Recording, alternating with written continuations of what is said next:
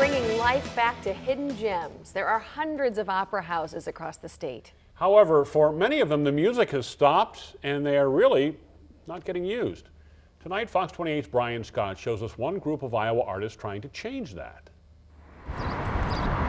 Tucked away in a quiet corner of northeast Iowa sits one of the state's forgotten landmarks, the Claremont Opera House. It was a hot spot when it opened a century ago, but over the years, just got left behind. Today, a lot of folks living in Claremont don't even notice it. Or they didn't. It's incredible. Until a musician named Sam came along and brought music back to the Opera House. Young people they don't care. It's like, there's what fun can be had in there, right? It's a great place for a performance. He first discovered that a little more than a year ago while playing a show at another opera house. He was blown away by the sound quality the old architecture creates. It sounded incredible, mostly just using acoustic instruments. Then he found the book, Opera Houses of Iowa, detailing some 300 buildings like this across the state, most ignored, forgotten, and left to waste away. They end up being kind of secrets. So Sam decided to bring them back to life, all of them. He got his friends together, and they formed the Iowa Opera House Project. It's become kind of one of my babies.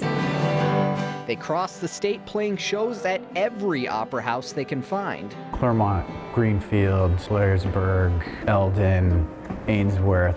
Exposing folks to new local artists along with these turn-of-the-century treasures right in their own towns. And the audience too, like it puts it on their radar.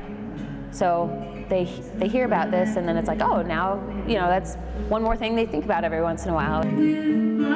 Some nights they draw huge crowds, others they're playing to the walls. It's a labor of love.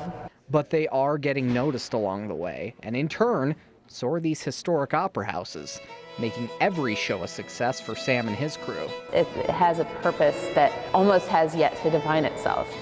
I sort of want people to know that there are secrets like this everywhere. They're all over the state. And they're ready to keep going until they've brought life back to them all. And they've really been everywhere with this thing, from small towns like Claremont to the bigger ones like here in Cedar Rapids, Iowa City, and even Dubuque.